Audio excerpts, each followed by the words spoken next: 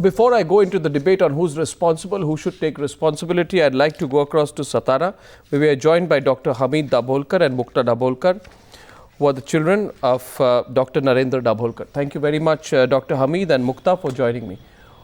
Very simply put, I'd like to first hear from both of you about the kind of threats that your father received. Who were the threats from and how direct were the threats? It wasn't so that our father was receiving threats recently, or we could enlist the days and the times he received threats. It was part and parcel of the activism that he had initiated. My father is into activism since last 40 years, and since last 25 years he was into the activism of Andhashraddha Nirmulan Samiti along with his fellows. So that was part and parcel of our life, my parents' life, and receiving threats to not letting them conduct their meetings, not letting them enter some districts was a part and parcel of his work, and he used to respond to all these threats with dignity and with a lot of courage, and what we can say is with a lot of calm and peace. So it wasn't so that the threats were received on a single day or on so and so days. They were in the air, but my father was of such a nature that he used to consider it as a part of his work and never used to mention it very boldly. And there are several experiences not only by us as family, but by the people who work with him, who have worked with him, that there are many experiences like this. Many instances like this. No, I understand. It's impossible to pinpoint, for you to pinpoint and say this person gave the threats and this is how it happened. I appreciate that, Dr. Mukta. But Dr. Hamid, 2 points have come into public discussion. One is that it has been reported that the last threat that your father received was from someone who allegedly said, "Remember Gandhi, remember what we did to him." Apparently this has been reported.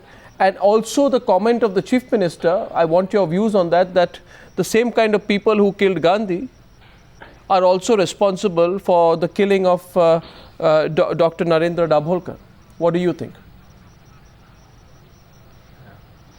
The matter is under investigation, and the state government and police have assured us that they will take this to justice and find the murderer soon. I think it won't be appropriate on our parts to name somebody, but obviously the suspicion goes to the rise of the hardcore fundamentalist religion-based fundamentalist groups, which is in upsurge, unfortunately, in Maharashtra and all over in India. And they have been the major opposition of his work, and definitely they were threatening him, as Mukta said just now. But I think it's history also. The person who has stood for reason, the person who has stood for democracy throughout the history, the people who are against it are the people who think that they have understood the God and they have understood the religion. But unfortunately, I think I would like to ask them to kind of a bit introspect and think about the meaning of God and the meaning of religion they think of in their mind, and whether that's the God and the religion that allows us or tells them to take life of somebody who has a voice different than them. Well, I can only say, Dr. Hamid and Mukta, that nobody can take life in the form of religion. The person who has killed your father is just a coward, that's all. That person has no religion. He has only cowardice written all over him. But I had one quick point. It's become viral, and a lot of people across the country, from Bangalore to Delhi, everywhere across the country, people who knew Dr. Narendra Dabholkar, even people who did not know him, are today in an upsurge, and there is anger across the country. I want your thoughts as the children of Dr. Narendra Dabholkar. How do you feel about the kind of mass impact, the viral impact this has had, and people coming out on the streets in support of your father? Yeah, we are his children, and we are the part of the activism as well. We're not only his children, not only the children, but we are the part of the activism, because we have experienced it throughout our lives. And I'm getting an echo. No, please continue. You can be heard loud and clear. Please continue. Okay. So we have experienced it yesterday and today, that people are literally pouring from all corners of Maharashtra. They just want to love their leader. They just want to. They have stood for the cause at their places, and this person has helped them. This person has guided them to rise for the cause, to stand for the cause. And it's not that only activists and only the people who are progressive are coming forward, that we have noticed that there are so many people who consider themselves as religious in their normal lives. Nobody has approved of it. So people who are part of progressive movement, who have been part of Andhashraddha Nirmulan Samiti, are definitely coming forward. But there are people who are of progressive mind and who are of the mind of a mind which thinks that everybody should live, everybody should have a voice. So I think they are the religious people, but they absolutely disprove of. We have experienced it as a family. So many people are coming to console us, like, we don't approve of this. This is not what is the religious behavior. Certainly not. Certainly not, Mukta. My father has become. Well, your father is an icon. Yeah. And we are all proud of him. Yeah, he has become an icon. And may both of you, Dr. Hamid and Mukta, may both of you find as much strength as is required at this time. And may you have the strength to also carry your father's ideals forward. Dr. Hamid and Mukta, thank you for joining me from Satara. Now, on our panel on the debate this evening, I have with me Nawab Malik of the NCP.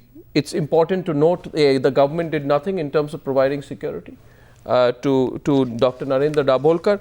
We have John Dayal, former president. He's a well-known activist himself of the All India Catholic Union. He's joining us from Pune. He was part of the protest.